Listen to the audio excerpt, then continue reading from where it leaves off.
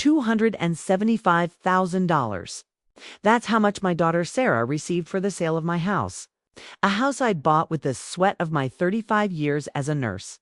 A house in my name with documents stored in my bedroom safe. A house she sold while I was hospitalized for 2 weeks, sedated after emergency heart surgery. When I woke up and was discharged, I had nowhere to go. What I didn't know was that Sarah had planned it all for months, forging my signature and manipulating documents. What she didn't know was that I had the original deed in a place she never would have thought to look. And it was with this deed that I appeared in court, determined to reclaim what was rightfully mine. If you're listening now, know that this is a space where I share real stories like mine. A place where painful experiences become life lessons. Here you'll find stories that will move you, make you reflect, and perhaps even help you deal with difficult situations in your own family relationships. Subscribe to the channel to be part of this community where every story matters and where you'll always be welcome. Now, I'll tell you all the details of this experience that changed my life forever. My name is Elizabeth Miller. I'm 68 years old, and throughout my life, I've believed that family equals security. I was born in a small town in rural Massachusetts, the daughter of a history teacher and a nurse. My parents taught me from an early age the value of hard work, honesty, and family loyalty. I grew up believing that the bond between parents and children was the most sacred thing in existence, something that could never be broken or betrayed. This belief has stayed with me for decades, shaping my choices and the way I raise my own children. I worked as a nurse at Massachusetts General Hospital for over 3 decades, working double shifts, responding to emergencies and sacrificing my weekends and holidays to ensure my 2 children had everything I didn't have growing up. Sarah, my eldest daughter, 42, and Mark, my youngest, 38, grew up in a home I painstakingly built. My dream home, a 3-room townhouse in a quiet Boston neighborhood, with a small backyard garden where I grew my roses and medicinal herbs just as my mother had taught me. I remember the day I bought that house in 1985. Robert, my husband, and I had saved for 7 years to put up the down payment. We had just discovered I was pregnant with Mark and Sarah, then 4 was running around the empty rooms, enchanted by the idea of having her own room. That day, sitting on the floor of the empty living room, we shared an impromptu picnic of sandwiches and orange juice, dreaming of all the memories we would create in that space. Robert promised he would build a treehouse in the backyard for the kids, and I vowed never to let my children experience the financial insecurity I had known in my own childhood. When Robert passed away 10 years ago, a victim of aggressive pancreatic cancer, I thought I'd already faced the greatest pain I could ever experience. The diagnosis came as a shock during a routine checkup, and in just 6 months, he was gone. We were married for 32 years, and despite having our differences and problems like any couple, he was always my companion, my safe haven. His death left me not only with an emotional void, but also with the responsibility of managing our finances alone. Robert worked as an accountant at Sullivan and Partners and always managed our finances with the meticulous precision that characterized everything he did. Suddenly, at 58, I found myself having to learn about taxes, insurance, and investments, things my husband had always handled, while I took care of the home and our family's health. The first few months after his death were a blur of paperwork, calls to insurance companies, visits to the bank, and sleepless nights poring over documents I barely understood. Sarah, who had graduated from Boston University with a business degree a few years earlier and was working at a digital marketing firm, offered to help me. "Mommy, you don't have to do this alone," she said, sitting with me at the kitchen table one October evening as I tried to understand the details of Robert's life insurance policy. "Let me handle it for you. This is my field, after all." I trusted her completely. After all, who better to trust than your own daughter? I've always been proud of Sarah, of her intelligence and determination. She was so much like Robert in so many ways. The same analytical intelligence, the same focus on detail, even the same way she frowned when she was concentrating. Seeing these traits of his in her brought me comfort during the most difficult moments of my widowhood. And although our relationship had its ups and downs during her adolescence, what mother and daughter doesn't believed we were closer than ever in that moment of shared vulnerability. Gradually, she began suggesting I transfer some responsibilities to her. First, it was the bank accounts. She suggested we open a joint account to make it easier to pay my expenses if I had a health problem. "It's just a precaution, Mom," she explained. "If something happens to you, how will I pay your bills? Do you want the power cut off while you're in the hospital?" Put that way, it seemed not only reasonable, but prudent. Then she suggested I put her name on some of the house's documents to avoid future probate issues. I saw this happen with my coworker Melissa's family. She said, her mother passed away without leaving things in order, and her siblings have been fighting in court for 2 years, spending a fortune on lawyers. "I don't want that to happen to us." She said it would be a wise precaution considering my age and the fact that I lived alone. At the time, it all seemed to make sense. Mark lived across the country in Seattle with his wife, Jennifer, and 3 children, twins, Thomas and Daniel, 10. And little Lily, 7 too, busy with his career as a software engineer at Microsoft to get involved in family matters in Boston. Our phone conversations were always brief, interrupted by his commitments or the noisy joy of my grandchildren in the background. I understood his life was busy and Seattle wasn't exactly close. Sarah, on the other hand, lived just 30 minutes away from me in the Cambridge neighborhood, was single, childless, and always available to help. I felt lucky to have such a dedicated and present daughter. Little did I know that her dedication hid interests far different from what I imagined. The first signs that something wasn't right began to appear about 2 years ago. Sarah began visiting my house more frequently, always asking about my documents, about Robert's will, about the deed to the house. She insisted that I keep everything organized and safe. "Do you know where the original deed to the house is, Mom?" she asked on one of these visits. "We need to make sure it's properly stored." When I replied that it was in my personal safe, I noticed a strange glint in her eyes, somewhere between frustration and determination. At the time, I attributed it to her methodical personality, so similar to her father's. Now I realize it was the look of someone making calculations, making plans. Coincidentally, it was around this same time that I began noticing small objects disappearing from my home. First was the gold watch Robert received when he retired from Sullivan and Partners after 25 years of service. I searched for days, rummaging through drawers, looking under furniture, trying to remember where I might have put it. Then came some of my mother's jewelry, a pearl brooch she wore on my wedding day, a pair of emerald earrings that had belonged to my grandmother. And finally, some documents I kept in a folder in my office: old bank statements, insurance policies, even some letters. Robert wrote to me when we were engaged, and he was studying for his master's degree in another state. When I questioned Sarah about the disappearances, she suggested that perhaps I was becoming forgetful, that perhaps I had put the things away myself and just hadn't remembered. "Mommy, are you sure you didn't put Dad's watch in the jewelry box? You've been so distracted lately." ... Double quotes. Those subtle insinuations about my mental capacity began to become more frequent. Sarah would tell friends and family that she was worried about me, that I was confused, that I might be developing some kind of dementia. She even scheduled appointments with neurologists without consulting me, and during those visits, she insisted on speaking through the doctor before I could explain that I was perfectly lucid. "Dr. Evans' mom has been forgetting where she keeps things, getting dates mixed up sometimes, repeating the same stories without realizing it. I'm really worried."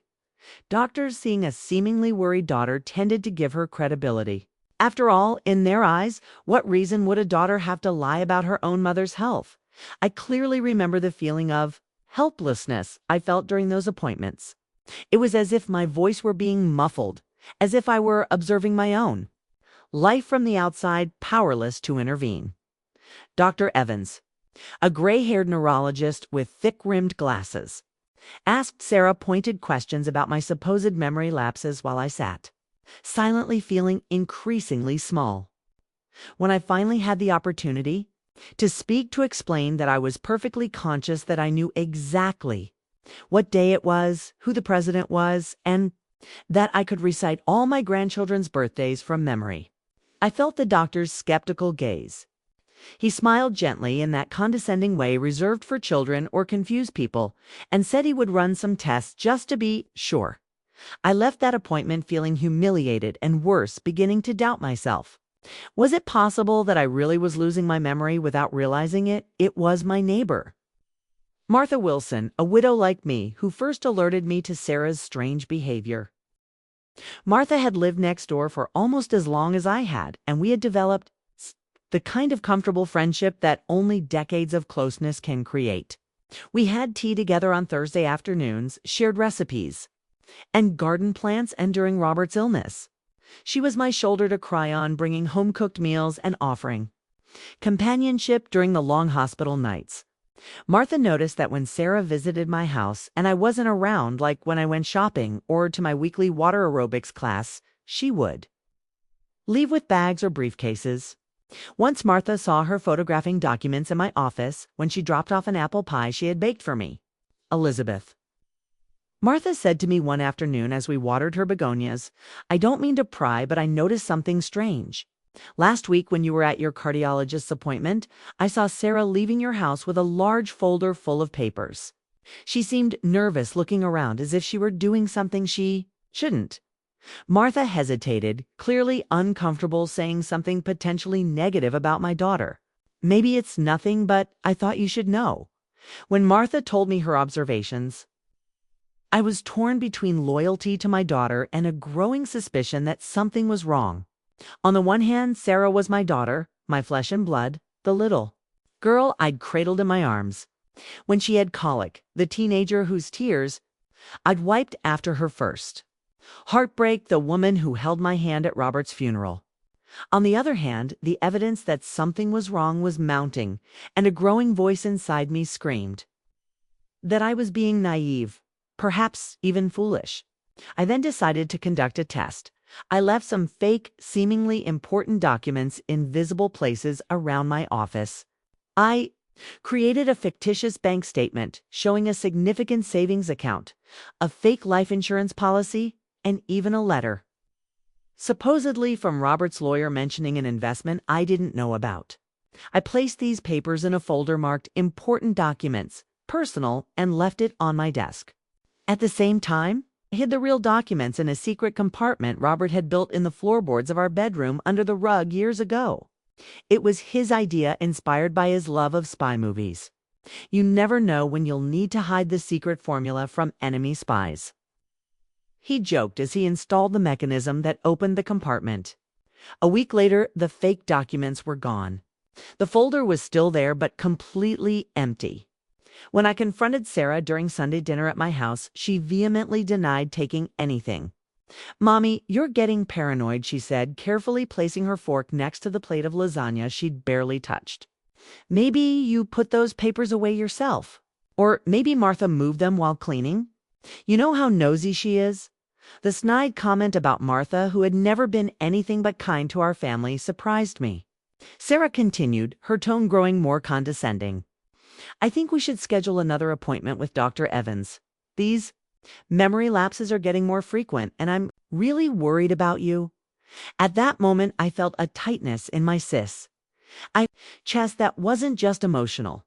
I already had a history of heart problems inherited from my father's side of the family, and the stress of the situation was worsening my condition. I felt a sharp pang, followed by a heavy feeling as if someone were sitting on my chest.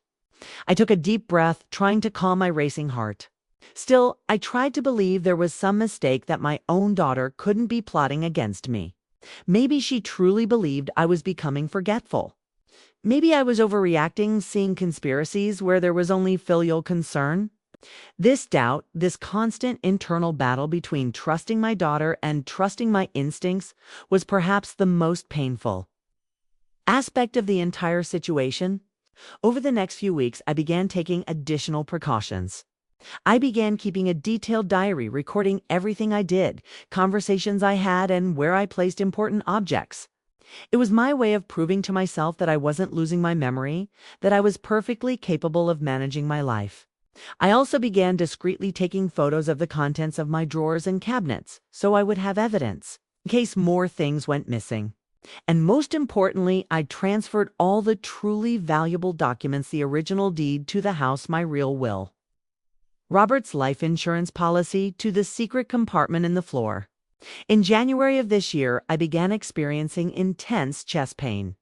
Initially, I tried to ignore it, taking the medication I already took to control my blood pressure and arrhythmia. I'd experienced similar episodes before, and the symptoms usually subsided with rest and medication. But one particularly cold night, the pain became unbearable. It felt like someone was squeezing my heart with an iron fist. Cold sweat ran down my face as I dragged myself to the phone, barely able to dial Sarah's number. I called her instead of calling an ambulance directly, a mistake I would later wonder why I made. Perhaps even in that moment of extreme vulnerability, a part of me still wanted to believe she cared, that she would come immediately to my aid. It took Sarah almost 2 hours to get there, even though she lived only 30 minutes away. When she finally showed up, she didn't seem particularly concerned to find me curled up on the couch, panting in pain. "Sorry I took so long, Mom. I was in an important meeting," she explained casually, as if I'd asked a trivial favor and wasn't possibly having a heart attack. She drove me to the hospital, but the whole way she complained about how I always picked the worst moments to get into trouble, how it was ruining her weekend plans, how she'd have to cancel her date with a new suitor she'd met on a dating app. "You're lucky I came. You know Mark would never have been here so quickly from the other side of the country." At the hospital, I was diagnosed with a heart attack and required emergency surgery to insert a stent. It wasn't my first heart procedure. I'd already had 2 stents placed in the last 5 years, but this time there were complications. During the operation, my blood pressure dropped dramatically, and the doctors had difficulty stabilizing my condition. Because of these complications, they opted to keep me sedated for a few days, allowing my body to recover without the added stress of consciousness. What was supposed to be a short hospitalization stretched to almost 2 weeks. During this entire period, according to Nurse Sandra, who would later become a friend, Sarah was my only regular visitor. Mark tried to come from Seattle when he learned the severity of the situation, but Sarah convinced him it wasn't necessary, that I would be fine soon, and that she would take care of everything. "Your sister called several times a day," Sandra later told me, "always wanting to know how you were doing, asking when you were going to be discharged. If you would be conscious soon, when I was finally discharged." Sarah insisted that I stay in her apartment to recover. "It's not safe for you to be alone right now, Mommy," she argued, as she packed a small suitcase with some of my clothes she'd collected from my house. "In my apartment, I can take care of you. Make sure you take your medications." Correctly, although the idea of staying in Sarah's tiny 1-bedroom apartment didn't appeal to me. I wanted the comfort of my own home, my own bed, my own belongings around me. Accepted, grateful for her concern, even though something inside me kept warning me that there was reason to be suspicious. The near-death experience had left me vulnerable, physically weakened, and emotionally fragile. At that moment, I needed help, and Sarah was the only person available to offer it. I spent 3 days in her apartment, a small, uncomfortable space on the 3rd floor of a walk-up building, especially difficult for someone recovering from heart surgery. The sofa bed I slept on was hard and narrow. The traffic noises from the busy street below kept me awake much of the night, and the constant smell of food from the Thai restaurant downstairs made me nauseous. Sarah left early and returned late, leaving me alone most of the time with only an old cell phone for emergency contact, as mine had apparently been damaged when I fell during my heart attack. "It was just a bump, but the screen shattered completely," she explained, showing me my iPhone, which indeed had a broken screen. "I'll take it in for repair when I have time." On the 4th day, I insisted I wanted to go home. The building stairs were torture for my arthritic knees. The lack of privacy, the apartment was so small I could hear Sarah breathing in the next room, was making me claustrophobic, and most of all, I needed the comfort of home, my things, my space. I missed my garden, my rose bushes, which surely needed tending after 2 weeks of neglect, my books, the photos of Robert scattered around the house that made me feel he was still somehow with me. "I don't think that's a good idea, Mom," Sarah said, not looking up from her phone as she typed frantically, probably answering work emails. "You're still too fragile," when I persisted. She began listing reasons why I couldn't go back. The house was being disinfected, the plumbing was broken. It would be better if I waited a few more days, maybe even a week. Each excuse seemed more implausible than the last, and my resolve grew correspondingly. Finally, on the morning of the fifth day, I declared that I would go home with or without her help. I asked a rideshare driver to take me since Sarah refused. "If you really want to go, I'll take you after work," she said, clearly irritated by my insistence. "But frankly, I think you're being stubborn and reckless." She tried to stop me, even hiding my bag, but I was firm. "Sarah, I'm a grown woman, not a child. If you don't want to take me, I'll call a taxi." Finally, seeing that she couldn't dissuade me, she relented and said she would take me after work. "But don't say I didn't warn you when I realize you're not ready to be alone yet." During the drive home, Sarah seemed nervous and restless. Her fingers drummed incessantly on the steering wheel. She changed radio stations every few minutes, and she chatted nonstop about random topics: a new restaurant that had opened near her work, a movie she wanted to see, gossip about colleagues I hadn't met. She avoided any mention of home or the days I'd spent in the hospital. In retrospect, her behavior was a huge red flag, but at the time I attributed her agitation to work stress or perhaps irritation with me for my stubbornness in returning home. When we finally arrived at my address on the quiet Maple Street where I had lived for the past 37 years, I understood why I had been so hesitant. There was a strange family on my porch where I used to sit on summer afternoons, reading or simply watching the birds and the trees in the yard. A large moving truck was parked out front, and burly men were carrying furniture and boxes into the house. An affable-looking man in his 40s oversaw the process, while a blonde-haired woman organized boxers in the driveway, and two small children ran across the lawn I had so meticulously tended for decades. Everyone seemed completely at ease, as if this were their home, and it was. In that moment, it was. The feeling of unreality that hit me at that moment is hard to describe. It was as if I were watching a scene from a movie, something happening to someone else, not me. I got out of the car in shock, staggering to the porch, barely registering that Sarah hadn't turned off the engine.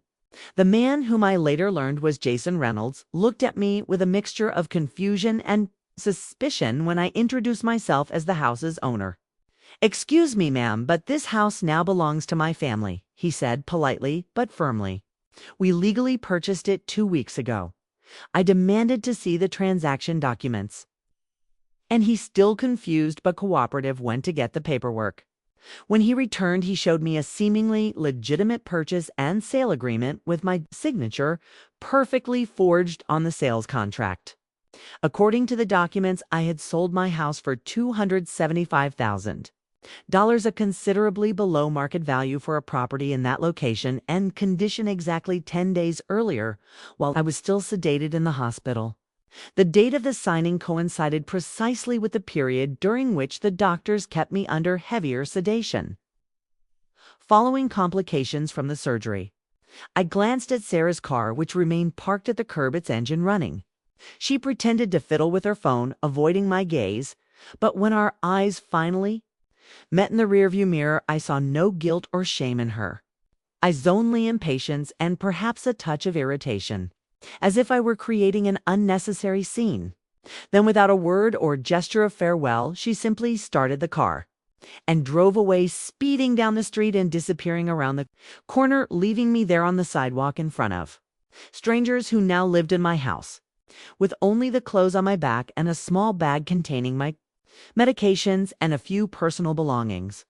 Jason, seeing my shock, offered me a glass of water and called the police.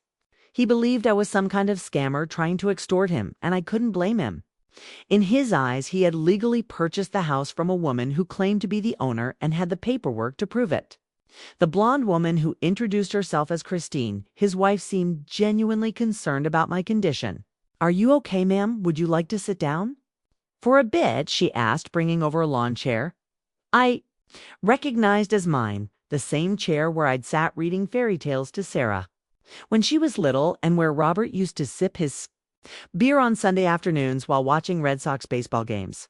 When the police arrived, I explained my situation to two young officers who looked bored and skeptical.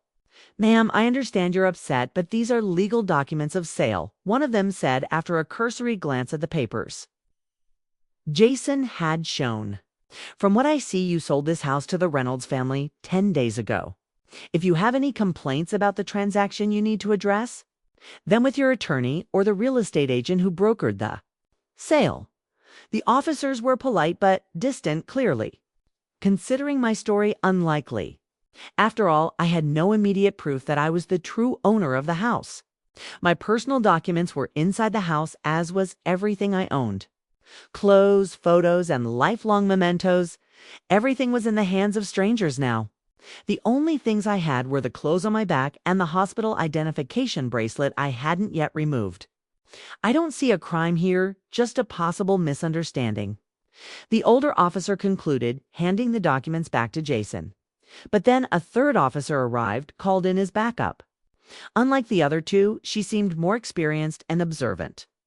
Officer Karen Simmons, a middle-aged woman with compassionate eyes and an expression that suggested she'd seen it all in her years of service, asked to speak with me privately.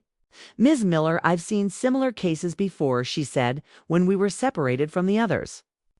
Real estate fraud involving seniors is not uncommon, unfortunately. Let's go to the police station to file a report and begin a proper investigation.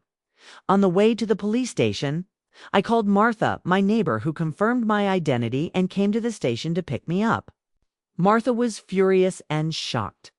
I knew something was wrong with the way Sarah was acting, but I never imagined it would come to this, she said, holding my trembling hands as we waited in the cold, impersonal police station. I always thought she was a bit cold, maybe even manipulative, but selling her own mother's house, it's unbelievable. During the hours I spent testifying, I tried countless times to contact Sarah, but she wouldn't answer my calls.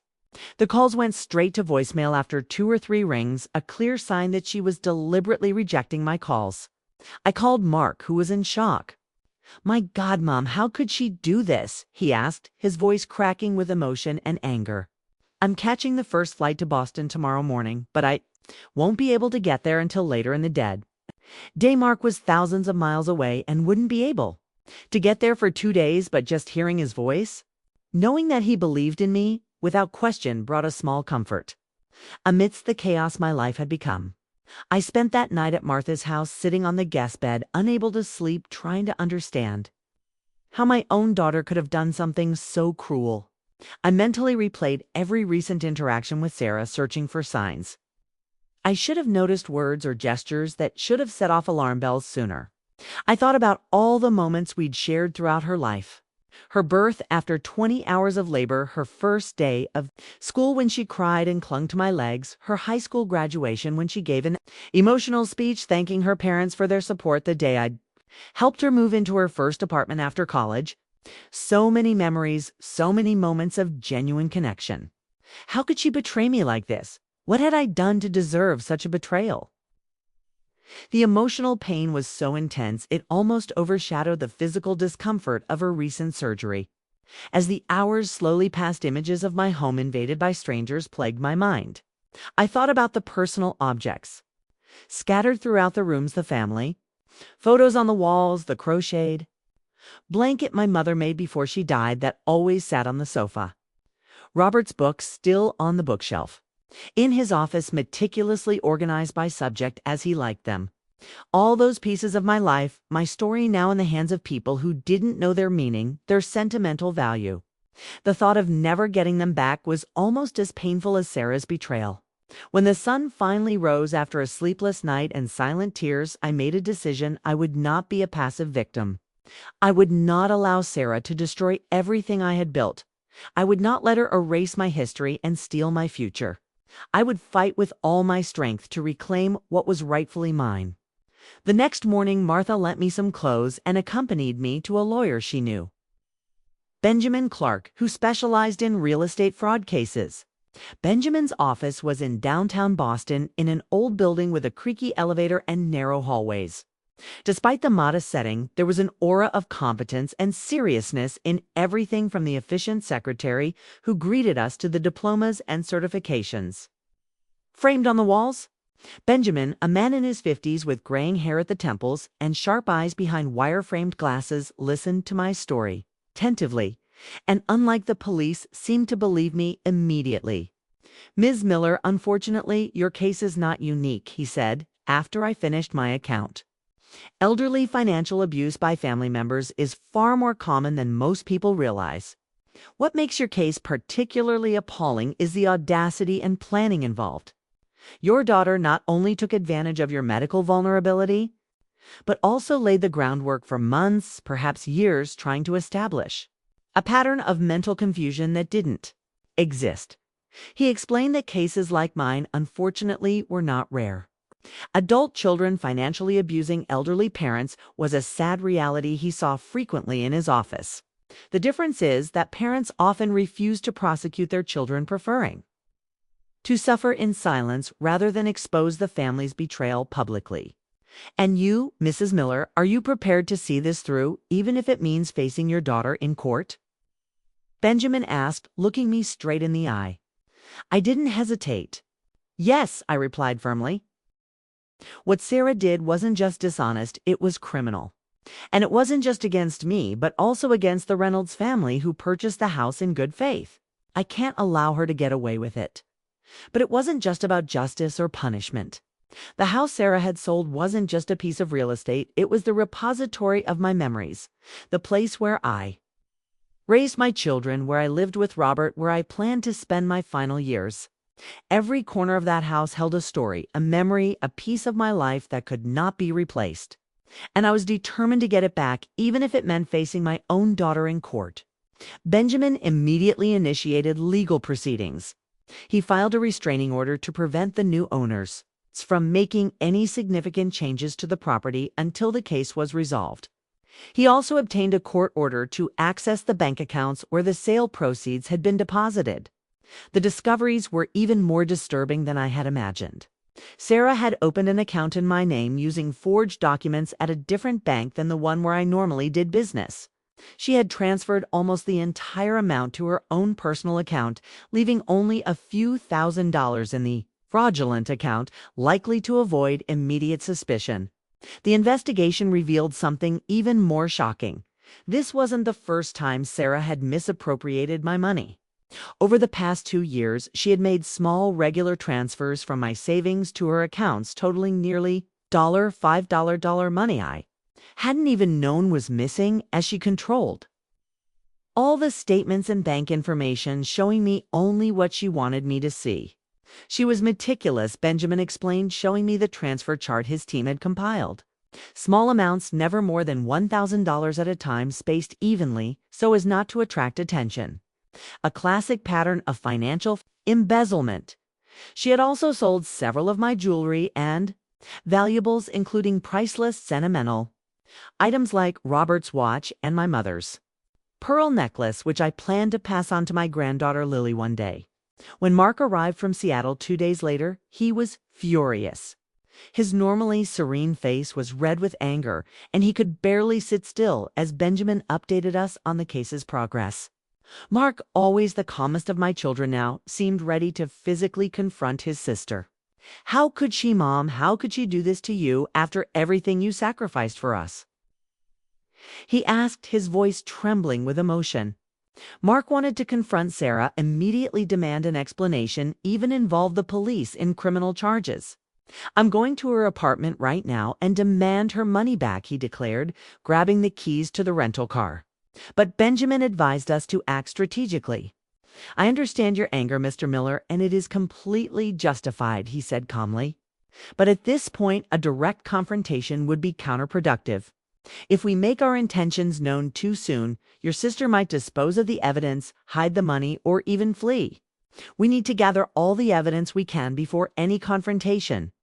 Reluctantly, Mark agreed to follow Benjamin's advice, though. I could see that every fiber of his being wanted to protect his mother, to avenge the injustice committed. It was at that moment that I remembered the original deed to the house and other important documents I had hidden in the secret compartment in my bedroom floorboards. That hiding place, which Robert had constructed with such enthusiasm, now seemed almost prescient. Benjamin, I said, suddenly excited, I have the original deed to the house hidden somewhere Sarah doesn't know about. It's in a secret compartment in my bedroom floorboards. Benjamin and Mark exchanged looks of renewed hope. The original deed would be solid proof of my ownership, especially if it was dated long before the supposed sale. I told Benjamin and Mark about the hiding place, and together we devised a plan to retrieve the documents. Benjamin secured a court order allowing me to briefly access the house to retrieve personal belongings under police supervision. The court order wasn't easy to obtain. The judge was initially skeptical about the need to disturb the family now occupying the house. But Benjamin was persuasive, emphasizing the importance of the documents to the case and the fact that I hadn't had access to any of my personal belongings since the alleged sale. Jason and his family, understanding the gravity of the TO situation and realizing they had likely been scammed, reluctantly cooperated. They too were in a dire situation. They had spent their savings on the house, moved their children in, and enrolled them in local schools only to discover they could lose everything due to fraud. The morning I returned to my home, now occupied by strangers, I felt a mix of emotions so intense I could barely breathe. The familiar route from Mark's car to the driveway, the stone path I had helped install years ago, the sight of my rose bushes still blooming. In the front yard, it all felt simultaneously deeply familiar and painfully strange. Seeing my things mixed with theirs, new furniture, replacing the old walls that once displayed photos of my family, now decorated with portraits of people I didn't know. It all felt surreal, like a nightmare I couldn't wake up from. Jason and Christine Reynolds greeted us at the door with tense but polite expressions. The children had been sent to a friend's house to avoid the awkwardness of the situation. Under the watchful eye of Officer Simmons, who had been personally involved in the case from the beginning, I went straight to my old bedroom, now converted into a guest room. The king-size bed Robert and I had shared for decades had been replaced with a twin, the blue. Curtains I had soon had been replaced with modern blinds, and the walls, once a soft lavender, were now painted a neutral gray. It was as if I were entering a stranger's room, not the space where I had slept for over 3 decades. The carpet had been replaced, but the original flooring remained intact. With trembling hands, I pushed the bed aside and knelt down, still in pain from the recent surgery. Mark tried to help me, but I insisted on doing it alone. It was a symbolic moment of regaining of control over my own life. I found the loose board exactly where it should have been, hidden among the others, recognizable only by a small knot in the wood that Robert had used as a marker. With a little effort, I lifted the board, revealing the hidden compartment. To my immense relief, the hiding place remained intact. Inside, protected by a waterproof metal box Robert had installed, were exactly the documents we needed: the original deed to the house, my true will birth certificates, Robert's life insurance documents, and some family jewels that couldn't be replaced: my grandmother's engagement ring, the pearl earrings I wore at my wedding, the brooch Robert gave me for our 25th anniversary. Each item held not only monetary value, but also deep emotional meaning, tangible connections to loved ones who were no longer with me. Those papers were much more than legal documents. They were proof that I wasn't crazy, that I hadn't imagined I owned that house, that my daughter had committed a crime against me. When I handed Benjamin the original deed, he smiled for the first time since I'd met him, a smile of genuine professional satisfaction. "This changes everything, Mrs. Miller," he said, examining the documents carefully. "With these original documents, especially the 1985 deed to the house, we have concrete proof of ownership prior to the alleged sale. We had a strong case before, but now we have a virtually airtight case." In the days that followed, Benjamin worked tirelessly on the process. We discovered that Sarah had not only forged my signature on the sales documents, but also created a fake power of attorney, giving her broad authority to act on my behalf. She had planned everything meticulously, taking advantage of my hospitalization to execute the sale without my knowledge. The most shocking thing was to discover that she had had a buyer lined up for months, and that my medical emergency was actually a perfect opportunity for her plans. She had contacted a small real estate agency with a questionable reputation, offering the house at a significantly below market price to ensure a quick sale. The agency suspiciously didn't ask many questions, accepting the forged documents without proper verification. The preliminary hearing was scheduled for 2 weeks after the fraud was discovered. During this time, I stayed at Martha's house, leaving only for doctor's appointments and meetings with Benjamin. Sarah tried to contact me several times, leaving voicemails that ranged from supposed concerns for my mental health to veiled threats about legal consequences if I continued with baseless accusations, following the lawyer's advice. I didn't respond. Mark, on the other hand, confronted his sister by phone, a conversation that ended in shouting matches and mutual accusations.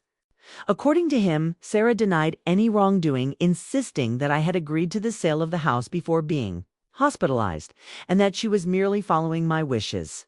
"She's completely delusional, Mom," Mark told me after the call, still shaking with rage. "Or else she's an incredible actress. She really seems to believe her own lie, as if she's convinced herself you wanted to sell the house." This capacity for self-deception, for creating an alternative narrative where her actions were justifiable, was perhaps the most disturbing aspect of Sarah's behavior. It wasn't just the betrayal that hurt, but the way she seemed to have distorted reality to see herself as the hero, not the villain of the story. The night before the hearing, I could barely sleep. I tossed and turned in Martha's guest bed, tormented by nightmares of wandering through labyrinthine courtrooms, searching for a courtroom she never found, or opening her mouth to testify, only to discover she'd lost her voice. I woke exhausted, with dark circles under my eyes and a heavy feeling in my chest that wasn't entirely due to my heart problems. Mark came to pick me up early, bringing coffee and bagels I could barely touch. "It'll be okay, Mom," he said, holding my trembling hand. "The truth is on our side." On the day of the hearing, I entered the courtroom wearing one of the few sets of clothes I managed to salvage from my house. Simple navy dress Robert had always loved, with a matching coat that Martha had thankfully picked up for me at the dry cleaners when the house was sold. I clutched a folder containing the original documents tightly, as if it were a protective talisman. Mark was at my side, providing the physical and emotional support I desperately needed. Benjamin was waiting for us at the entrance to the imposing Suffolk County Courthouse, a massive stone building in downtown Boston that seemed to command respect and perhaps a bit of fear. He seemed confident, but reminded us that cases like ours could be complicated and time-consuming. Justice wasn't always swift, especially in cases involving seemingly legitimate real estate transactions. "Don't expect an immediate resolution today," he warned. "This is just the preliminary hearing, too. Determine if there's sufficient merit to proceed with the case." When Sarah entered the courtroom, accompanied by her lawyer, a tough-looking man named Richard Dawson, known for defending dubious but technically legal cases, my heart sank. My daughter, the girl I had raised with so much love, whom I had instilled with the values of honesty and integrity, was now on the other side, my adversary. She was impeccably dressed in a well-cut gray suit, her hair perfectly styled and her makeup discreet but professional. She looked like a successful executive, someone in complete control of her life, and until recently mine. She avoided my gaze throughout the hearing, keeping her eyes fixed on her documents or her lawyer, as if I were a stranger, or worse, an inconvenient adversary who needed to be defeated. Judge Peterson, a middle-aged man with a serious expression and discerning eyes that seemed to see through lies, heard opening arguments from both sides. Richard Dawson presented his side. I was an elderly woman with memory problems who had decided to sell her home to live in a retirement community and was now confused about that decision. He even suggested that Mark was manipulating me into contesting the sale because he felt excluded from the financial transaction, insinuating that my son had selfish motives for encouraging me to file the lawsuit. Your Honor, Dawson argued with a confidence I found revolting. We have here a regrettable case of confusion and manipulation, but not in the way the prosecution suggests. Mrs. Miller, an elderly woman with a documented history of neurological consultations to evaluate memory loss, decided to sell her home with the assistance of her daughter. We have here the power of attorney signed by Mrs. Miller, herself giving her daughter legal authority to act on her behalf. He brandished a document that, from a distance, looked official, with a signature that resembled mine. Now, weeks later, possibly influenced by her son, who lives across the country and was not involved in the original decision, she is contesting the sale. It's a sad situation, but there's no fraud here, just a confused woman being misadvised. Each word was like a knife. Being described as confused, manipulable, incapable of making my own decisions was deeply humiliating. I saw some in the room looking at me with pity, as if I were a senile old lady who didn't know what she was doing. I squeezed Mark's hand tightly, needing his support to keep from screaming in frustration. When it was Benjamin's turn to present our case, he was methodical and objective. There were no emotional appeals or dramatic tactics, just a clear and devastating presentation of the evidence.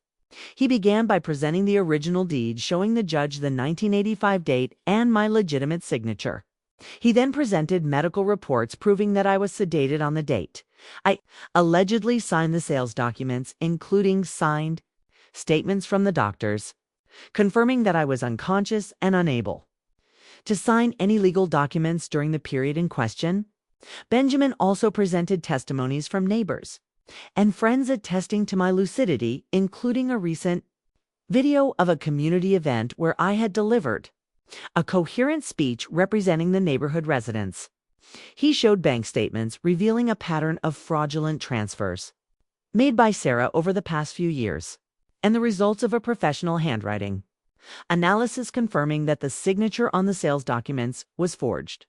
The most damning evidence, however, came from an unexpected source, the hospital itself. Security cameras had recorded Sarah entering and leaving my room during visiting hours when I was unconscious with documents in her hands.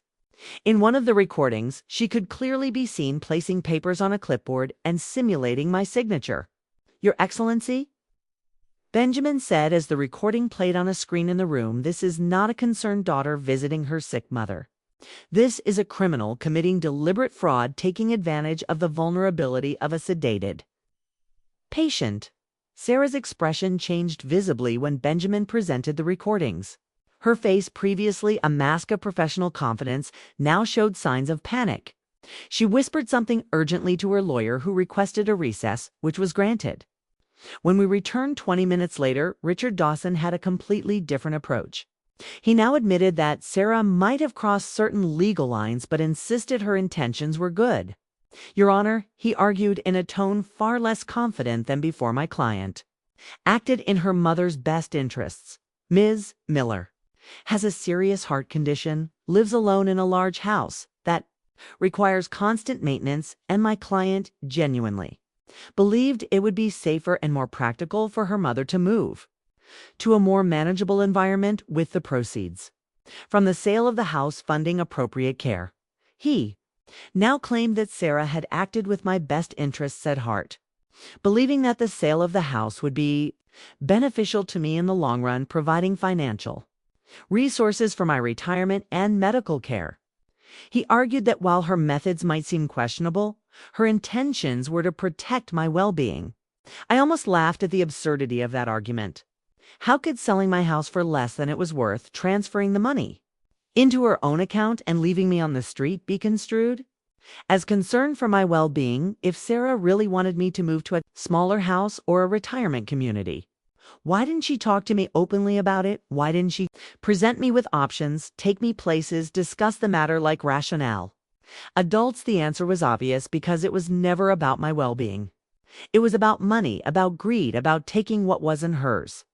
Judge Peterson seemed to share my skepticism. After hearing closing arguments, he quickly announced his decision.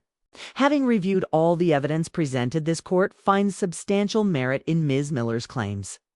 The evidence of fraud is compelling and disturbing. I therefore order that the sale of the subject property be immediately nullified." He also ordered that the money already paid by Jason and Christine Reynolds be returned in full with interest, and that Sarah repay all amounts she had misappropriated, including the $5.66 from previous transfers.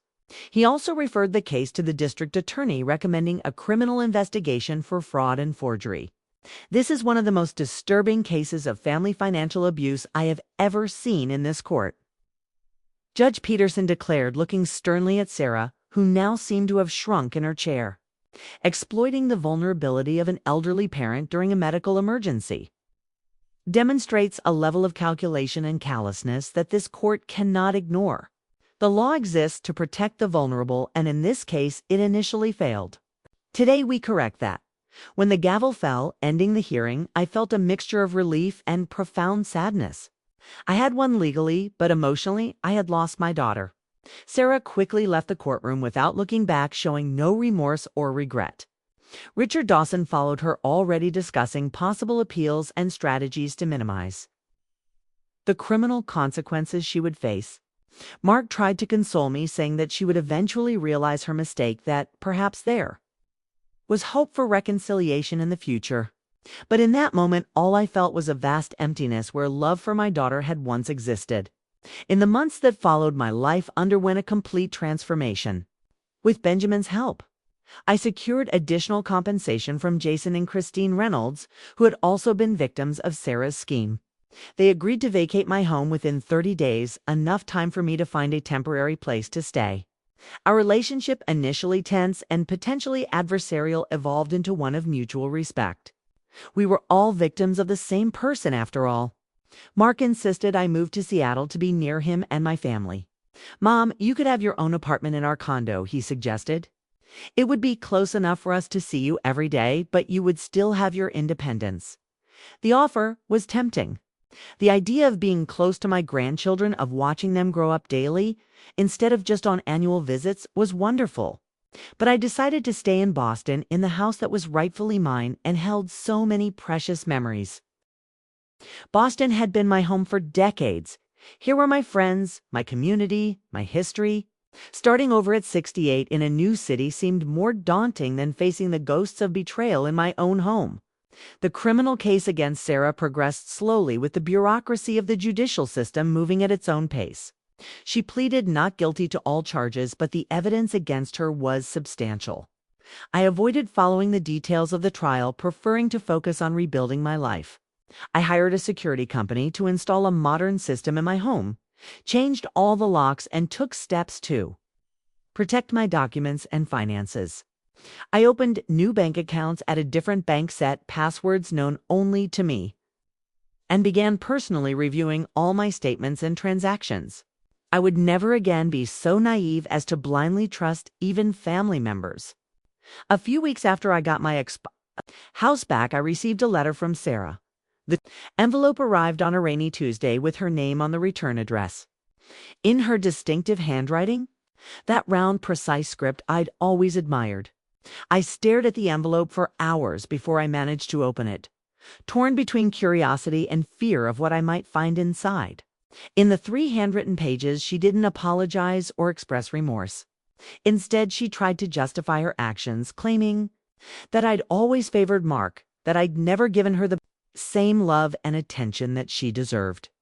That money, after years of taking care of me, while Mark lived his life comfortably on the other side of the country. "You never realized how much he was always your favorite," she wrote in one particularly heartbreaking passage. "Since we were little, Mark got your warmest smiles, your longest hugs.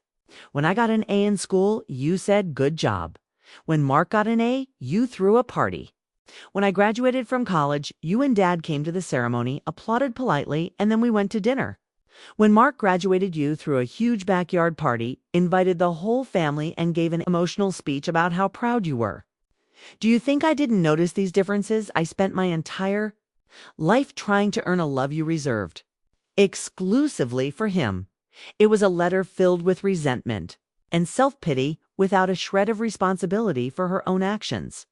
Every word revealed a distorted view of our family history, a narrative in which she was the perpetual victim, and I the mother who never loved her enough.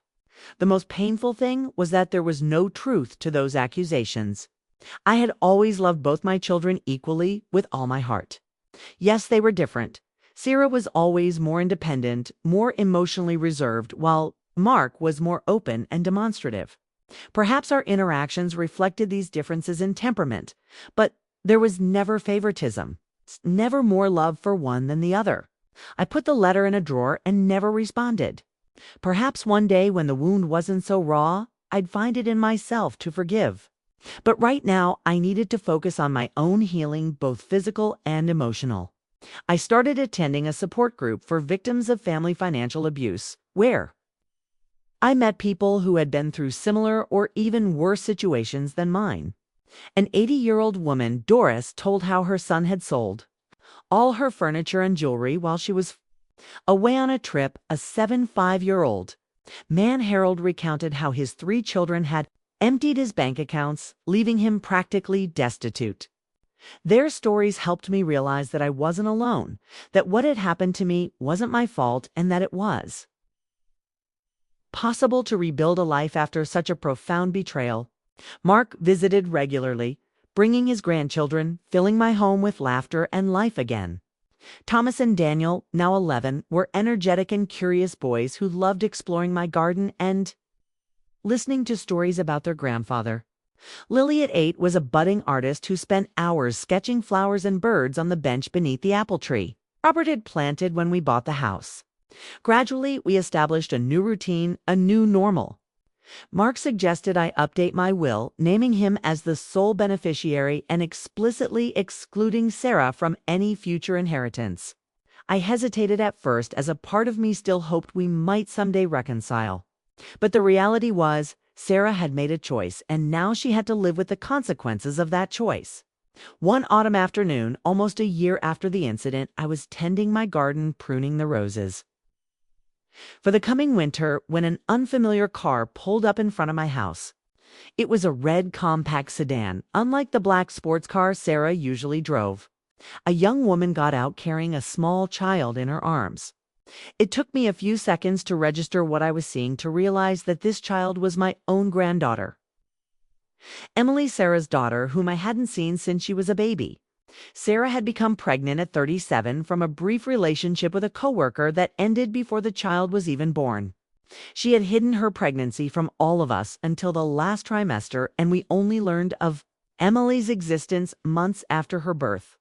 Even so, Sarah always found excuses not to bring the girl for visits, and I had seen my granddaughter only 2 or 3 times in her 4 years of life. The woman approached hesitantly, as if unsure if she was in the right place. "Mrs. Miller, Elizabeth Miller?" she asked. When I confirmed, she introduced herself as Diane, Emily's nanny. "Sarah asked me to bring Emily to visit you," she explained, looking a little uncomfortable. She can't come in person right now." Diane then explained that Sarah had been sentenced to 2 years in prison for fraud and forgery, and that before turning herself into the authorities, she had asked Diane to bring Emily to meet me. She said that despite everything, she didn't want Emily to grow up without knowing her grandmother. Diane said, still looking uncertain about the whole situation. The girl was the image of her mother at the same age, the same inquisitive green eyes, the same auburn hair, even the same way she tilted her head when she was curious about something. I felt my heart break and mend in the same instant. "Grandma," Emily asked timidly, pronouncing the word as if she were tasting a new and uncertain flavor. "Yes, dear, I'm your grandmother," I replied, feeling tears form in my eyes. "I'm so happy to see you." I invited Diane and Emily in, offered juice and cookies, and spent the next few hours getting to know my granddaughter. Emily was bright and articulate for her age, telling stories about her kindergarten, her imaginary friends, and the stuffed cat named Mr. Whiskers she carried everywhere. When I asked about her mother, she simply said that Mommy had to go somewhere for a while to think about things she did wrong. Her childlike candor was both touching and refreshing. Before they left, Diane handed me an envelope. "Sarah asked me to give you this," she said. "She said you probably won't want to read it, but she asked me to give it to you anyway." Inside was a letter from Sarah, very different from the last. This time she asked for forgiveness. She didn't justify her actions, didn't place blame on me or Mark. She simply acknowledged the harm she had caused and expressed genuine regret. She asked that I consider staying in touch with Emily during her absence so she could meet the grandmother she spoke so much about. At the end of the letter, Sarah wrote something that has stuck with me. "When you leave here, I don't expect you to forgive me or accept me back into your life. I just hope you know that I finally understand the extent of what I did, and that I'm sorry more than words can express. I wasn't sure I believed Sarah's remorse after all she had proven herself to be a master manipulator, but for Emily's sake, I was willing to keep the lines of communication open.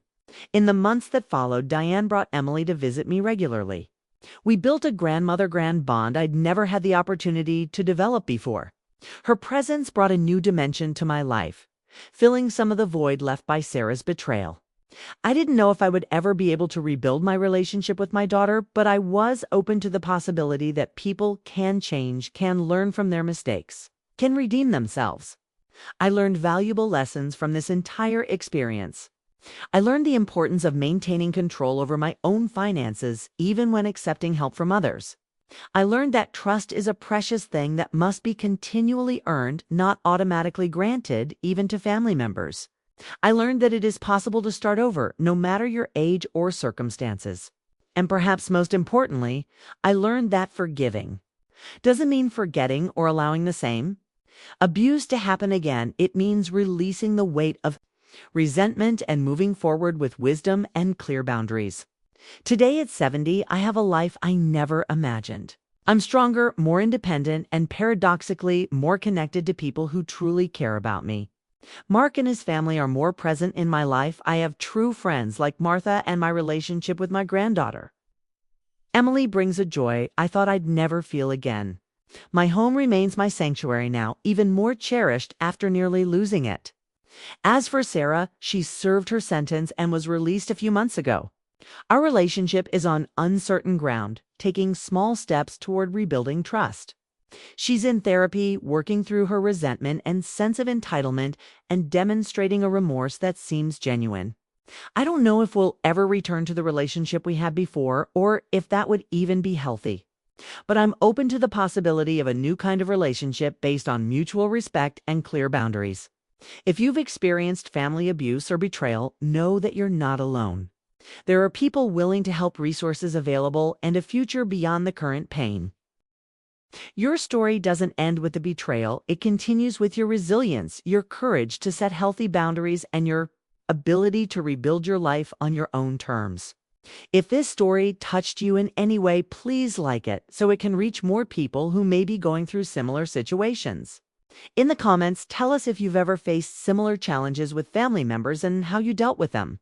Subscribe to the channel for more real stories that can inspire, alert, and comfort. Remember, sharing our experiences is not only therapeutic for ourselves, but can be the beacon that guides someone through their own storm. Thank you for listening to my story.